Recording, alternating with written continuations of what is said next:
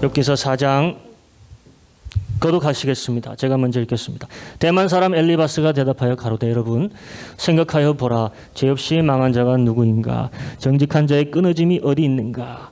내가 보건대 악을 밭갈고 독을 뿌리는 자는 그대로 거두나니 다 하나님의 입균에 멸망하고 그 콧김에 사라지느니라.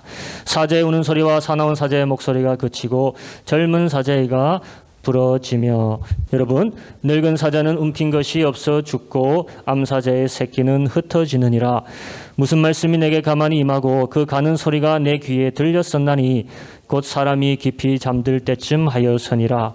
내가 그 밤에 이상으로 하여 생각이 번거로울 때에 두려움과 떨림이 내게 이르러서 모든 골절이 흔들렸었느니라. 아멘. 어려운 말씀입니다. 욥기서가 다 어려운 말씀이에요. 시로 됐기 때문에 더 어렵습니다. 우리에게 인생의 스승 멘토가 있다면 여러분이 있는지 모르겠습니다. 우리는 그 멘토가 얘기하는 인생에 대한 충고를 들을 만합니다. 엘리바스는 어떤 사람이냐? 테만 사람이라고 했어요.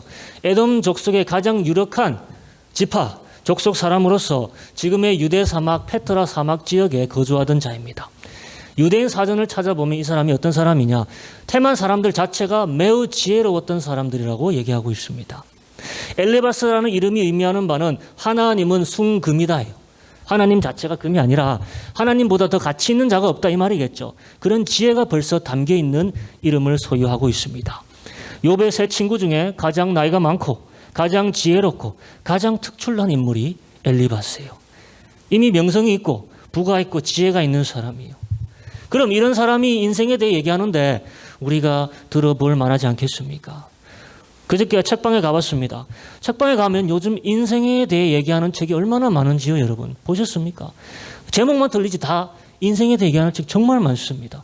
어떤 교수가 얘기하는 인생, 어떤 종교인이 말하는 인생, 어떤 성공한 사업가가, 성공한 투자가가 말하는 인생. 그 다른 대로 다 자기가 인생에 대해 할 말이 하나씩 다 있는 것 같아요. 그러니까 인생이 뭔지 듣기 원하는 자들도 정말로 많다는 것입니다. 여러분이 좋아하는 유튜브 있잖아요. 유튜브에 한번 들어가 보세요. 얼마나 많은 사람들이 인생에 대해 지금 이야기하고 있는지. 요즘 사람들은 인생에 대해 다 잘 아는 것 같아요. 그리고 인생을 성공한 사람들의 스토리를 들으면서 그 사람을 벤치마킹해서 나도 인생을 한번 성공하게 살아보자. 이런 사람들 얼마나 많습니까? 그래서 교회가 더 잘 안 되는 것 같아요. 왜 그렇습니까? 성공하고 더 잘난 사람이 다 어디 있습니까? 지금은 교회 밖에 있잖아요. 그게 예전하고 틀린 겁니다. 인생을 더 잘 알 것 같은 사람들이 이제는 교회 밖에 있어요. 여러분 욥을 한번 잘 보세요. 욥이 얼마 전까지만 해도 정말로 잘 사는 사람이에요. 동방에서 가장 부유한 사람이었다. 많은 사람이 그의 말을 들으러 왔습니다. 그걸 한 번이라도 보기를 희망해서 대기표를 들고 서 있었어요. 그런데 이제 완전히 어떻게 됐습니까? 완전히 망하고 나니까 그의 친지, 친구 다 떠났다 했습니다. 더 이상 그의 말을 들을 필요 아무도 못 느낍니다. 사람들은 말의 내용도 중요시 여기지만 그것보다 성공하고 있는 사람이 말하느냐 아니냐가 더 중요하게 여기는 거예요. 오늘 엘리바스는 당시 최고의 강령가, 교수, 설법가, 종교인 뭐라고 칭하던 모든 사람이 듣고 싶어 했던 바로 그 사람입니다. 고대 사람으로 따지면 소크라테스, 아리스토텔레스, 지금으로 치면 워렌 버핏, 짐 라저스 아니면 삼성그룹 회장 정도가 되는데 이 사람이 얘기할 것 같은데 들어볼 만하지 않겠습니까? 그래서 오늘 들어보면은 별 내용이 없어요. 아니 오늘 우리의 과제는 그 사람의 말하는 내용 중에서 허점을 드러내는 것이 우리의 과제입니다. 우리는 누가 말하냐에 휘둘리지 말고 그 말의 내용의 진리성을 따져봐야 합니다. 영적 분별력을 행사해야 합니다. 자, 그럼 이제부터 엘리바스가 인생에 대해서 뭐라고 이야기하는지 같이 봅니다. 4절에서 11절 우리가 봤죠. 7절 생각하여 보라. 죄 없이 망한 자가 누구인가? 정직한 자의 끊어짐이 어디 있는가? 내가 보건대 악을 밭갈고 독을 뿌린 자 그대로 거두나니 다 하나님의 입균에 멸망하고 그 콧김에 사라진다. 사자의 우는 소리와 사나운 사자의 목소리가 그치고 젊은 사자의 이가 부러진다. 늙은 사자는 움킨 것이 없어 죽고 암사자의 새끼는 흩어진다. 자, 인생의 대스승 멘토가 하는 말하는 내용이 지금 뭡니까? 한 가지 합니다. 심플해요. 7절이 그 요약본이죠. 죄를 지으면 어떻게 된다? 망한다. 반대로 똑바르게 살면 어떻게 된다? 흥한다예요. 이게 인생이다. 우리가 받아들이기 힘든 팩트는 아니죠. 우리 대부분 이렇게 믿고 또 이렇게 되기를 희망하며 살고 있습니다. 당시에 이미 확립되고 당시에 이미 믿어졌던 일반적 진리예요. 보편적 진리예요. 8절도 같은 말을 합니다. 그런데 8절이 조금 다른 것은 이제는 자기가 살아보니까 그것을 검증했다는 거예요. 내가 살면서 보니까 내가 보건대 악을 밭갈고 독을 뿌린 자는 그대로 어떻게 하더라? 거두더라. 내가 이때까지 살면서 이 진리를 경험했다라는 거예요. 욥이 140년을 살았으니까 이 사람이 욥보다 나이가 많은 사람이니까 자신의 연수를 들이대면서 자신의 많은 경험을 내세우면서 이 보편적 진리가 자신이 검증했다라고 하는 겁니다. 그럼 믿을 만합니까? 안 믿을 만합니까? 믿을 만해요. 인생에서 죄를 지으면 망한다. 하지만 똑바로 살면 흥한다. 인생의 진리 같습니다. 그리고 9절이 이야기하죠. 모든 악인은 하나님의 입기운에 다 멸망하고 그의 콧김에 사라진다. 이제는 악인의 망함의 직접적 원인까지 설명하죠. 누가 하신다는 거예요? 하나님이. 10절과 11절 이하는 한 예화를 들어서 이 진리를 우리에게 각인시켜 주는 거예요. 사자의 예를 드는 겁니다. 강포한 사자라도 네가 망하는 것을 보면 알 것이야. 사자는 자연세계의 최상위 포식자입니다. 하지만 그 강포하고 힘센 사자라도 망하는 것을 봐라. 젊은 사자도 이가 부러진다 안 부러진다? 이가 부러지는 거예요. 여러분 이가 부러지면은 이가 다시 납니까? 그 이가 젊은 사자에게서? 그럼 끝나는 거예요. 사냥 시절은 끝나는 겁니다. 그러니까 끝장난다는 거예요. 늙은 사자도 처음에는 좋은 시절이 있었지만은 결국에 어떻게 된다? 늙으면은 쫓겨난다는 거예요. 찬밥 신세가 돼서 쓸쓸히 죽습니다. 자연을 보면요. 다큐멘터리를 보면요. 강포한 인생이 최정점, 성공의 최정점을 누린다고 하지만은 다시 어떻게 돼 있다? 망하게 돼 있다는 겁니다. 이것이 진리다. 좋은 말 같습니다. 진리 같아 보여요. 하지만 우리는 보편적 진리 속에서도 진리가 아닐 수 있는 것을 갈라낼 수 있어야 합니다. 욥이란 사람은 지금 이 욥기서에서 진리의 하나님을 찾아가는 그 여행길에 오른 사람이에요.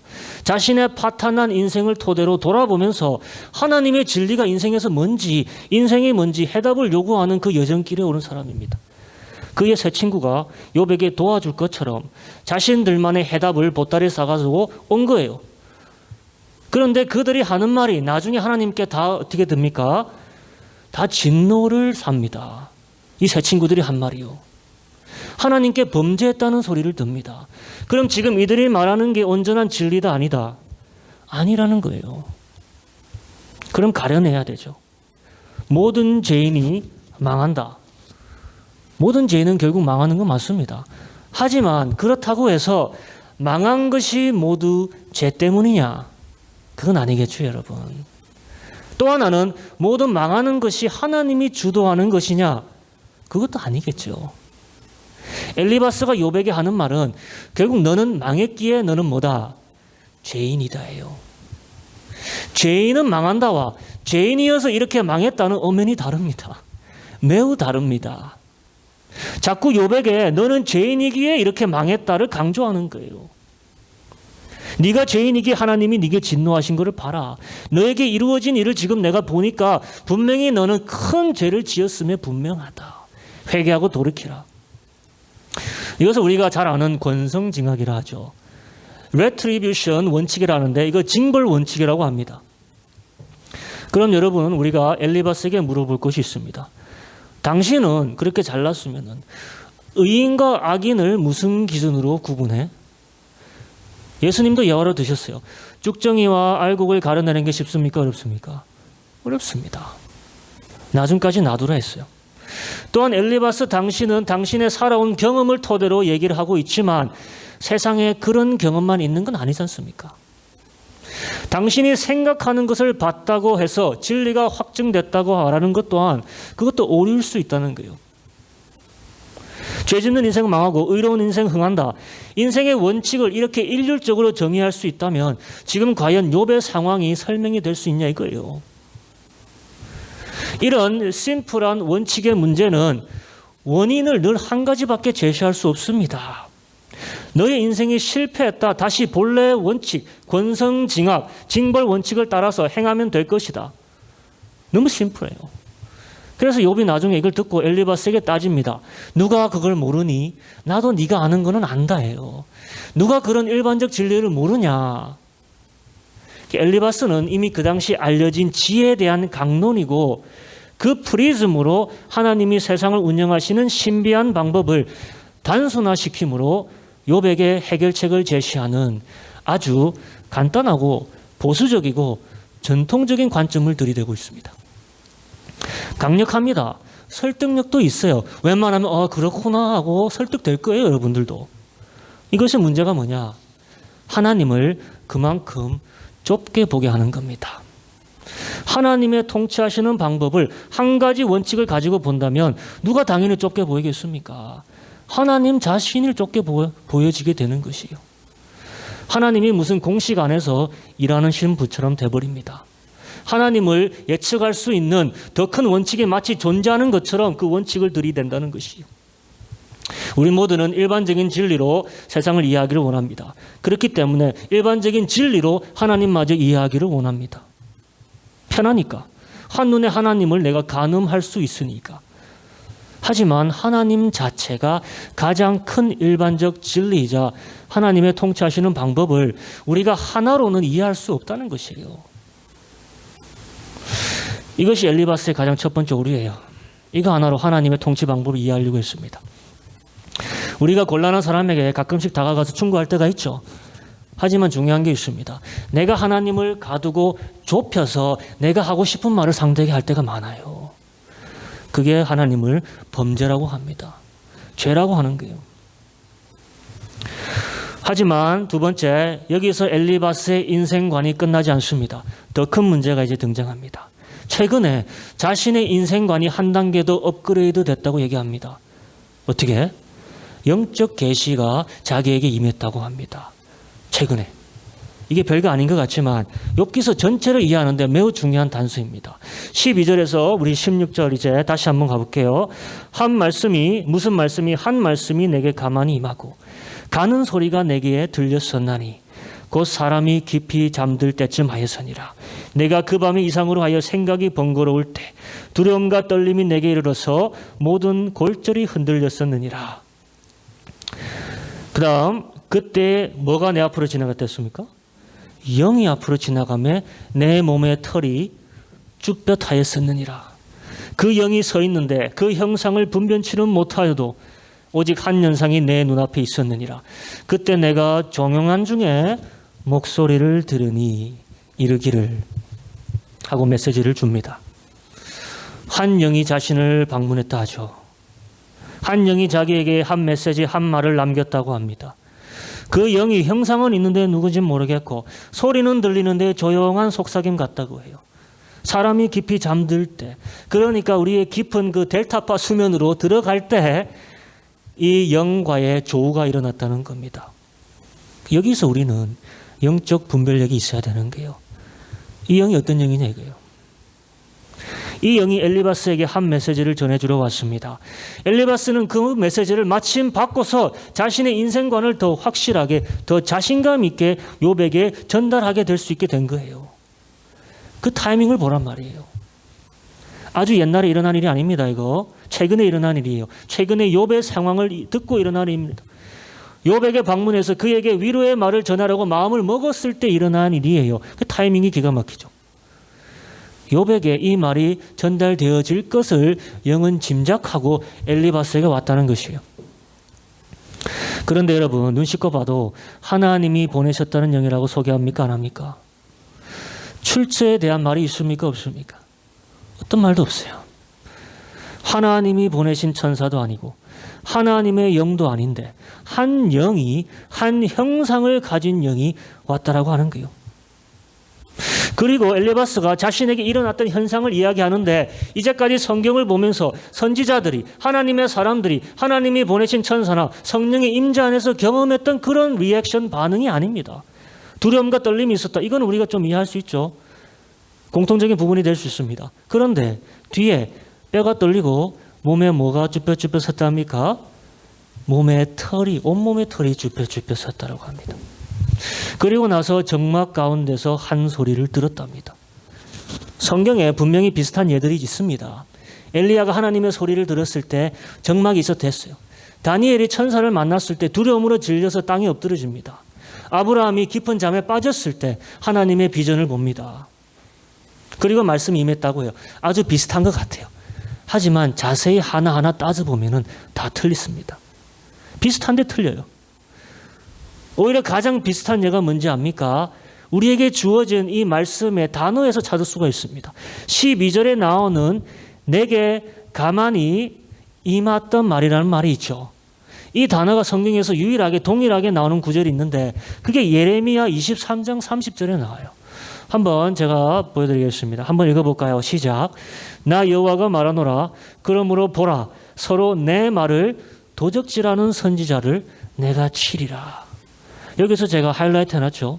내 말을 어떻게 한 말?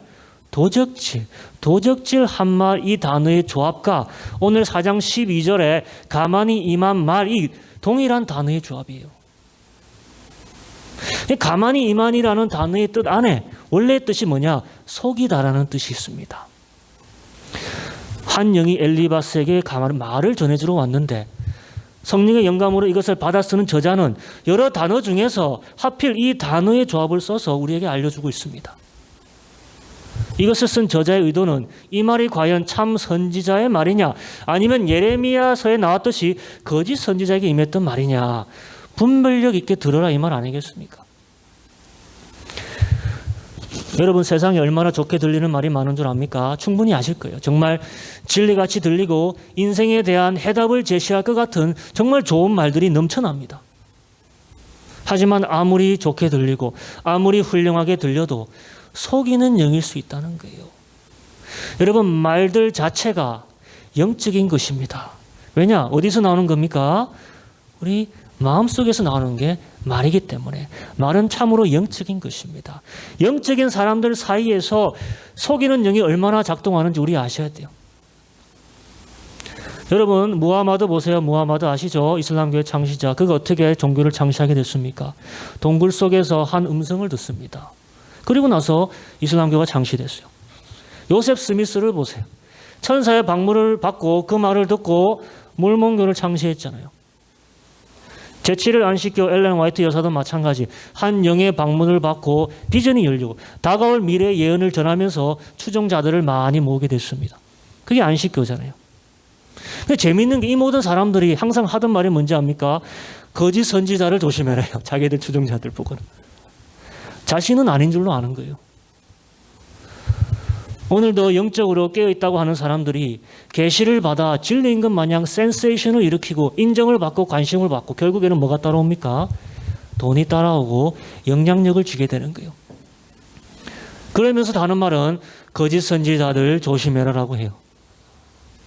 우리도 목사님들이 장로님들이 간증하면서 뭐 신비한 영적 체험을 이야기할 때 눈이 번쩍 떠지고 반응하고 박수치고 환호하죠. 그게 사실인지 아닌지를 우리가 안 묻습니다. 잘.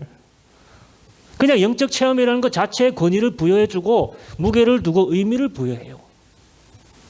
하지만 타이밍을 오늘 자세히 봐야 됩니다. 열왕기상에서 거짓 선지자들 400명에게 속이는 영이 들어간 적이 있습니다.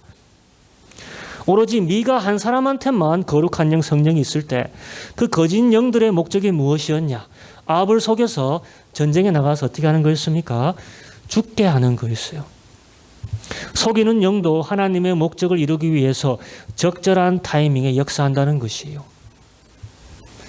말세가 임하기 전 거짓 선지자가 더 많아질 것이라 했습니다. 예레미야 시대에 그렇게 거짓 선지자가 많았던 것은 그때는 말세였죠. 그 당시에 나라가 망하기 전이니까. 거짓을 듣기 원하는 사람들의 요구가 더 많기 때문이에요. 자기가 원하는 거짓의 소리를 들을 만한 수요가 많을수록 더 거짓의 영이 창궐하고 더 활발하게 활동한다는 거예요. 우리가 계시록을 보면 알 수 있죠. 세상 말세에 거짓의 영이 튀어나와서 모든 지도자들의 입에 들어갑니다. 그들의 마음에 들어가요. 그럼 우리는 세상 사람들은 어떤 영에게 지도 다스림 받는 겁니까? 거짓의 영한테 다스림을 받는 거죠. 근데 이것도 수요가 있기 때문에 일어나는 현상인 것을 우리가 알아야 됩니다. 거짓을 듣고 싶어하는 간지러운 귀들 많잖아요, 요새. 여러분 유튜브에 가면 얼마나 거짓된 정보를 가지고 강단에 서는 사람들이 있는 줄 압니까? 그 놀라울 정도예요. 요한계시록에 그 거짓 선지자 조심하라는 말이 다 유튜브에서 일어나는 것 같아요. 근데 그들이 100% 거짓말하는 게 아닙니다. 좋은 정보를 가지고 옵니다. 좋은 말씀을 하고 좋은 설교를 하는 것 같은데 거짓된 정보를 섞어서 사람들의 마음을 막 흔드는 거예요. 분별하기가 무지하게 힘듭니다. 예수님이 마태복음 24장에 말세를 이야기하면서 이 말을 가장 먼저 하셨습니다. 너희가 무엇 당하지 않도록 조심해라. 미혹 당하지 않도록. 미혹이 뭡니까? 속임 당하는 거예요. 속임 당하지 않도록 주의해라. 왜? 여기서도 그리스도, 저기서도 그리스도, 서로가 그리스도의 영을 가지고 와서 얘기한다고 하지만 그리스도의 영이 아니라 어떤 영이다? 거짓의 영이라는 게. 북이스라엘이 멸망하기 전에 거짓의 영이 판을 쳤던 것처럼, 남유다가 멸망하기 전에 거짓의 영이 판을 쳤던 것처럼, 이제는 세상 말세에도 수많은 유사 그리스도의 영이 하나님의 이름을 들어 세상을 미혹하고, 할 수만 있다면 택하신 자들까지도 미혹을 할 것이다. 주님이 말씀하셨습니다. 안 속을 것 같지요, 여러분? 근데 당장 지금 우리는 우리 세상을 보면 안 속기가 힘든 세상에 이미 살고 있습니다. 오늘 엘리바스 신앙인이에요, 여러분. 하나님을 믿는 자예요. 하지만 그는 한 영의 방문을 가지고 그 영의 말을 진리로 받아들입니다. 여러분, 그래서 말세를 보고 사도 요한이 우리에게 이런 말을 남겼죠. 한번 읽어볼까요? 시작. 사랑하는 자들아, 영을 다 믿지 말고 오직 영들이 하나님께 속하였나 시험하라. 많은 거짓 선지자가 세상에 나왔습니다. 영을 다 믿어라, 믿지 말라. 믿지 말라요. 오히려 시험해 봐라. 누군가 선지자의 탈을 쓰고 하나님의 말씀할 수 있습니다. 우리는 그 사람의 이력을 시험할 게 아니라, 경력을 시험할 게 아니라, 능력을 시험하고 지성을 시험할 게 아니라 그 사람의 뭐를 시험해야 된다? 영을 시험해야 된다는 거예요. 그 사람에 들어있는 영을 시험해야 되는 거예요. 그 영이 진리의 영인지 거짓의 영인지 우리는 이 말씀을 읽어보면 충분히 시험할 여력이 이미 있는 사람들이에요.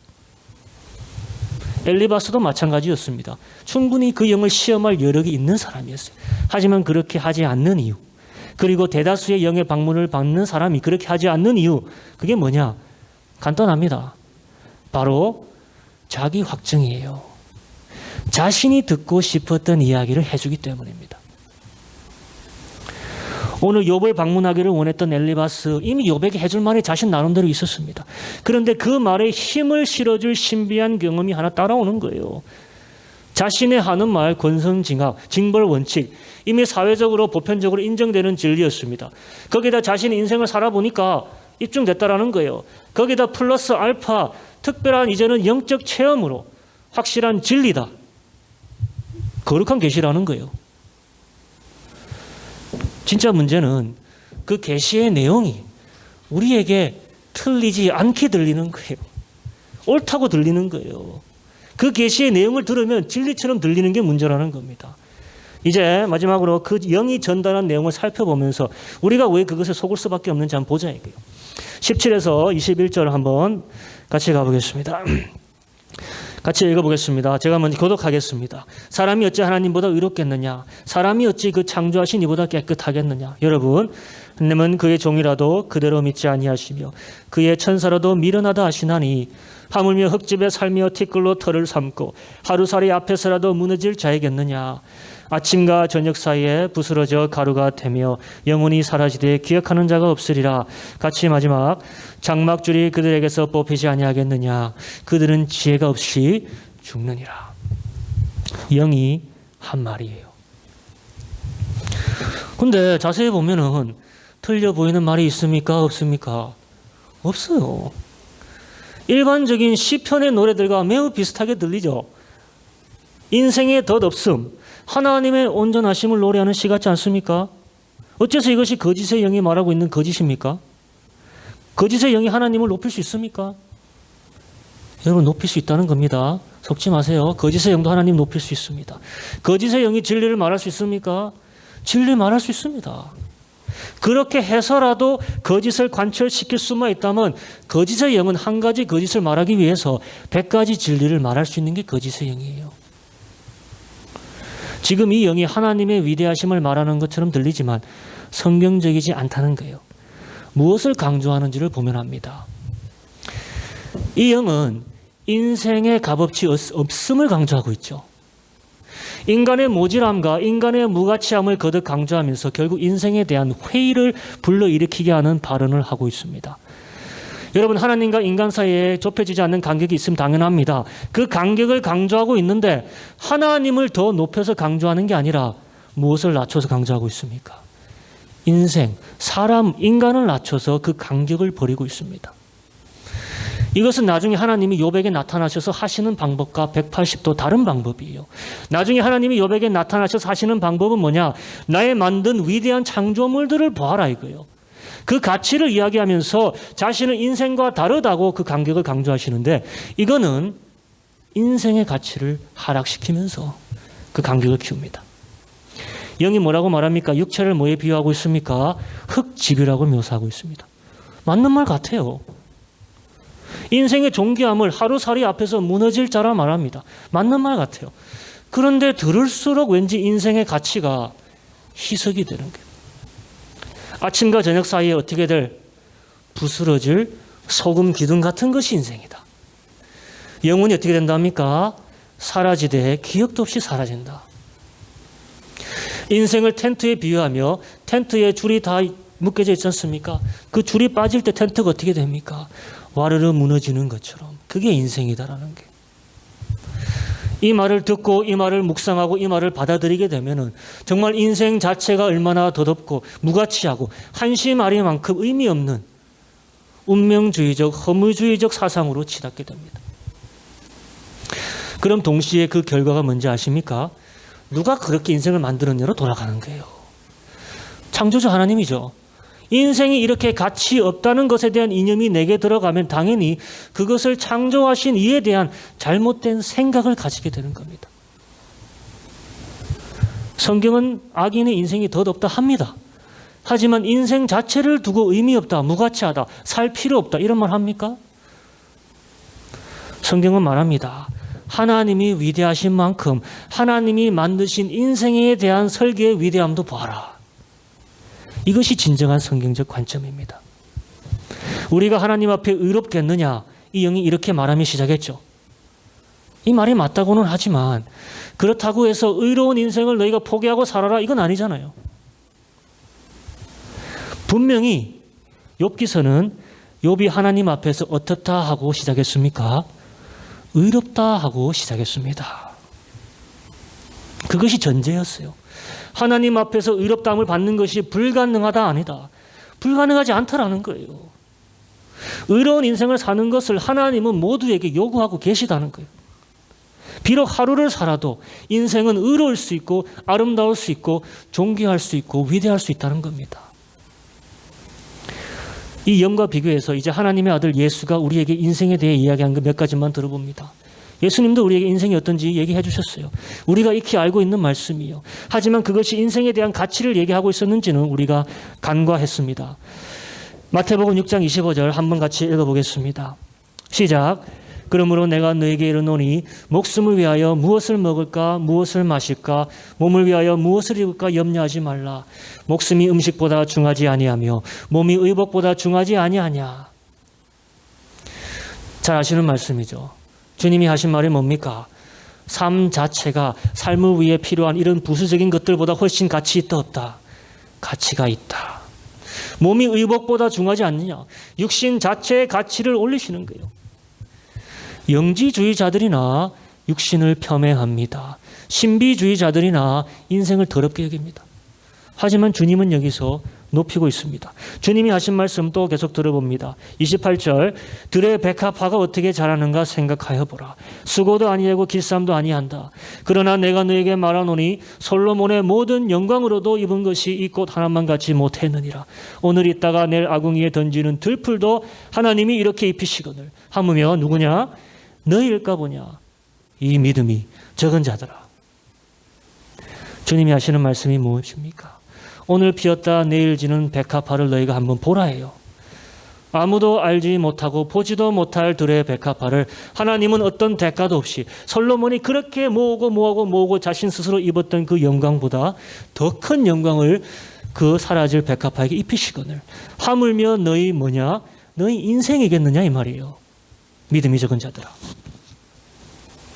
세상 만물에 부어주시는 오늘의 종기와 은혜를 너희가 안다면 인생에게 부어주시는 하나님의 그 큰 종기와 가치를 너희가 왜 모르느냐 이거예요. 믿음이 적은 자들은. 인생 여러분 가치 있습니다.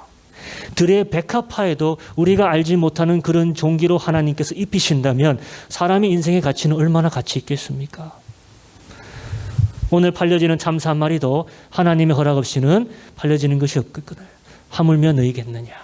너희 머리털 하나도 다 세신 바 되었거늘 뭘 걱정하느냐. 무엇보다 성경은 이렇게 얘기하죠. 하나님이 세상을 이처럼 사랑하사 누구를 주셨으니? 독생자를 주셨으니. 인생이 가치가 없고 더덥고 의미 없는 것이라면 왜 생명 주시려고 그의 가장 귀한 아들 독생자 예수를 그 큰 희생을 감수하고 보내주셨겠느냐 이거예요. 주님이 말씀하셨습니다. 요한복음 10장 10절에 도적이 오는 것은 도적질하고 죽이고 멸망시키려는 것뿐이요 내가 온 것은 양으로 생명을 얻게 하고 더 풍성히 얻게 하려는 것이라. 내가 온 것은 양으로 생명을 얻게 하고 그 인생의 생명을 더 풍성히 얻게 하려는 것이라. 예수님은 인생을 귀하게 여기신다요. 인생을 더 풍성히 얻게 하시려고 오신 거라는 거예요. 도적질하는 영이나 인생을 값어치 없게 평가하고 폄훼하고 약탈하고 결국 죽게 만드는 것이다. 오늘 엘리바스가 받아들인 한 영의 메시지가 새 친구들의 욥에 대한 공격의 그 음색과 톤을 결정해 버립니다. 쭉 가요. 새 친구들의 메시지가 처음에는 욥의 상황을 고려해서 조금 꾸짖으면서 시작하지만 시간이 지날수록 강해집니다. 욥을 비난하는 것으로 발전하다가 나중에는 욥에 대한 인격적 공격으로 바뀝니다. 뭔가 잘못된 영이 들어가는 거예요. 욥의 인생을 놓고 자신들의 잘못된 편견을 투영하는 것이고 그 결과로 네가 의롭지 않다, 잘못했다는 거 인정해 시인에 강압적이게 요구하게 되는 것이에요. 주님도 그의 제자들도 단 한 번도 다른 사람들에게 죄인 된 건 너 시인해라 강요한 적 없습니다. 성령의 은혜로서 자연스럽게 된 거예요. 정죄한 적이 없어요. 그럼 오늘 우리는 드디어 욥의 시험이 세 가지였다는 것을 보게 됩니다. 그리고 그 시험의 매개체가 늘 동일했다는 것도 보게 됩니다. 욥의 전 재산이 날아갔죠. 하루아침에. 욥의 자식이 하루아침에 다 죽어버렸죠. 그러니까 하나님은 욥과 함께 더 이상 계시지 않는다. 욥은 더 이상 하나님을 경배할 필요 없다. 이것이 첫째 시험이었어요. 사단님이 하나님에게 건의한 게 이것이에요. 만약 당신이 욥의 모든 축복을 걷어가시면 그가 여전히 하나님 당신을 경배하겠느냐. 그런데 어떻게 했습니까? 여전히 하나님을 경배합니다. 통과했어요. 두 번째 시험, 욥의 생명을 건드려요. 위협했던 것입니다. 만약 욥이 생명의 위협, 병과 고통과 고난이 그의 육체에 생기게 된다면 여전히 하나님을 경배하겠느냐? 그런데도 욥은 여전히 어떻게 했습니까? 하나님을 경배합니다. 통과했어요. 그럼 세 번째 시험이 뭐냐 이거예요. 바로 친구들의 말을 통한 영적 시험이에요. 그리고 그 시험이 구체적으로 뭐냐? 욥, 너는 의롭지 않다 이것을 인정해라요. 그리고 이 모든 시험 뒤에 숨어있던 매개체가 뭐냐? 영이자 사단인 것입니다. 하늘에서 불이 내려오게 하고 강풍이 불어 집이 무너져서 애들들 다 죽게 하고 강돌들로 욥의 재산을 다 탈취하게 하고 욥을 쳐서 악창이 나게 한 것 다 나옵니다. 사단이 한 거라고 나와요. 이제는 친구들에게까지 속이는 영으로 등장하여서 욥에게 정신적 시험을 가중시키는 거예요. 그게 누구냐? 사단이에요. 나중에 엘리후라는 친구도 나오는데 이 영향을 받아서 이야기합니다. 그럼 이 세 번째 시험, 너는 의롭지 않다 인정해. 이게 왜 그렇게 어려운 시험일까? 난 의롭지 않아 인정할게. 이건 말하는 게 뭐가 그렇게 어렵습니까? 우리 인간이니까 당연히 의롭지 않잖아요. 죄인이잖아요. 알잖아요. 내가 지혜를 지은 걸 수도 있고 내가 알지 못하게 실수한 걸 수도 있고 하니까 친구들의 말 듣고 그냥 나 죄인이다. 맞아. 내 잘못한 것 같아. 이 인정하는 게 뭐가 잘못된 겁니까? 그런데 우리가 중요한 사실이 있죠. 가장 첫 장에 욥에 대해서 하나님이 뭐라고 얘기했습니까? 하나님이 욥을 의롭다고 하셨다는 것이에요. 그런데 거기서 욥이 만약 내가 의롭지 않다라고 인정한다면 그것이 오히려 거짓이 되는 겁니다. 욥은 자신이 의로운 사람이라고 내세우고 자기 의를 드러내고 하려고 하는 게 아니에요. 적어도 자신이 당한 이 일만큼은 하나님한테 잘못한 거 없다는 거예요. 그런데 친구들은 다 네가 분명히 잘못했다요. 인생 자체가 의로울 수 없다. 하물며 이런 일을 당한 너가 어떻게 의로울 수 있겠느냐. 네 죄를 따져보고 이제는 회개하라. 욥의 인생 자체에 죄의 굴레를 그냥 뒤집어 씌웁니다. 하나님이 의롭다 하신 일을 욥을 누가 정죄하는 거예요? 친구들이 정죄하는 거예요. 그럼 이제 좀 맥이 잡혀지죠. 친구들의 정죄를 견디는 것이 욥에게 있어 마지막이자 가장 어려운 시험이에요. 네가 죄인이다. 네가 악인이다. 여기서 설득 당하냐 아니냐가 욥에게 있어 가장 어려운 테스트입니다. 오히려 하늘에 계신 하나님이 욥의 순전함에 베팅을 하고 계세요. 그런데 욥이 자기가 거기서 잘못했습니다. 내가 죄인입니다. 그게 도리어 잘못되는 겁니다. 이제 결론 지을게요. 우리는 이 모든 것을 신약에 와서야 깨닫습니다. 이 시험의 진정한 의미를. 하나님이 의롭다 하신 인생에게 손가락질 해오는 정죄함은 신약에 와서야 그게 뭔지 우리가 깨닫는 거예요. 왜냐? 우리는 사실 그렇게 의로워 본 적이 없기 때문에. 그래서 정죄함을 마땅히 받아도 된 사람들이었기 때문에 이거 이해 못했습니다. 과거에는요. 그런데 이제는 누구로 인하여서 우리가 욥보다 더 의로워진 겁니까? 예수로 인하여서. 그래서 욥의 시험을 마주하는 그 시험의 자리에 우리도 이제 가는 거예요. 우리가 갑자기 예수로 인해서 의로워진 겁니다. 그리고 그 정죄함의 시험이 얼마나 매섭고 무서운지 우리는 인생을 살면서 깨닫게 되고 알아가는 겁니다. 이것을 놓고 바울 사도가 우리가 지금 하고 있는 로마서에서 말했어요. 로마서 8장에 우리가 지나온 곳입니다. 한번 같이 보겠습니다. 누가 능히 하나님의 택하신 자들을 송사하리요. 의롭다 하신 이는 누구시니? 하나님이시니. 누가 정죄하리요. 죽으실 뿐 아니라 다시 살아나시는 그리스도 예수시니. 그는 하나님 편에 계신 자요 우리를 위하여 간구하시는 자신이라. 여러분, 누가 우리를 그리스도의 사랑에서 끊으리요. 환난이나 공고나 핍박이나 기근이나 적신이나 위험이나 칼이랴. 기록된 바 우리가 종일 주를 위하여 죽임을 당케 되며 도살할 양같이 여김을 받았나이다 함과 같으니라. 여러분, 그러나 이 모든 일에 우리를 사랑하시는 이로 말미암아 우리가 넉넉히 이기느니라. 바울 사도는 이 정죄함이란 것의 무서운 파괴력을 우리에게 경고하고 있었던 겁니다. 법이 우리를 정죄하죠. 법을 가지고 휘두르는 자들이 우리를 아직까지 정죄합니다. 하지만 그리스도 안에 있는 우리는 더 이상 정죄함이 있다 없다. 없다라는 거예요. 하지만 여전히 그리스도 안에 있는 우리의 정체성을 흔들려고 하는 시험이 매번 우리에게 올 거라는 겁니다. 환난도 오고 핍박도 오고 공고도 오고 배고픔, 위험, 칼. 욥이 거의 다 받았던 시험들이죠. 그런데 그 이상으로 예수 안에 있는 의인들에게 이런 시험이 올 거라는 겁니다. 그 중에서도 가장 무서운 것은 우리의 과거의 죄를 가지고 우리의 지금의 정체성을 흔드는 그 힘이라는 것입니다. 하지만 이것에 흔들리지 않는 것이 무엇일까요? 이것이 순전함일 것이에요. 욥의 순전함이 여기서 드러나는 겁니다. 택하신 자가 하나님이고 의롭다 하신 이도 누구시니? 하나님이시니. 이 모든 일에 우리를 사랑하시는 이로 말미암아 넉넉히 우리가 어떻게 한다? 이기느니라. 그리스도의 사랑에서 끊을 수가 없다는 것입니다. 정죄하는 것들의 헛된 영의 메아리라는 것이에요.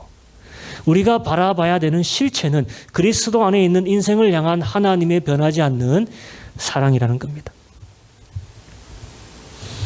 욥의 스토리를 통해서 우리는 하늘에서 나를 의롭다고 하신 하나님을 그려봐야 되는 것이에요. 그리고 우리에게 주신 그 칭의를 끝까지 사수하는 것이 우리의 순전함이라는 겁니다. 그럼 자동적으로 우리는 죄에서 멀어질 수 있을까요? 없을까요? 멀어지는 거예요. 하나님이 나를 의인이라고 방어해. 그런데 내가 무슨 면목으로 가서 죄를 짓겠습니까? 매를 들어서 나를 의롭게 하시는 분이 아니라 나를 먼저 의롭다고 하셔서 나를 의로운 인생을 살게 하시는 분이 누구다? 하나님이시라는 게요. 1장 처음에 그렇게 시작한 겁니다. 여러분 한 주 살면서 여러분 귀에 들어오는 모든 말들을 테스트해 보시기 바랍니다. 세상도 여러분을 테스트하고 마귀도 여러분을 테스트하고 이제는 우리가 그것들을 도로 테스트할 때입니다. 왜 못합니까? 하라 했는데. 마지막으로 우리 인생에 무한한 종기를 부어주신 하나님을 생각하며 인생을 가치 있게 바라보고 은혜로 받아보고 믿음이 적은 자들이 아닌 큰 자들로 살아낼 수 있는 한 주 살기를 축원합니다. 이 시간 같이 기도합니다. 기도하실 때 우리에게 오는 시험들이 정말로 교활한 시험들이 많이 있습니다. 대놓고 어려운 시험도 있겠지만은 우리의 마음을 거짓으로 혼탁게 하는 시험들이 더 위험한 시험이라는 거예요. 그 중에서도 우리를 오늘도 정죄하고 우리를 의로운 자의 위치에서 자꾸 떨어지게 하려고 하는 속삭임들이 가장 무서운 것입니다. 여러분 붙드셔야 됩니다. 그게 우리의 순전함이에요. 여러분은 의인이십니다. 하나님에서 벌써 시작할 때 의롭다고 칭하셨어요. 한 주 살면서 그 의로움으로 이겨내시고 승리하게 해달라고 우리 시간 기도하면서 나갑시다. 같이 기도합니다. 하나님 아버지 감사합니다. 하나님 아버지 귀한 말씀을 통하여서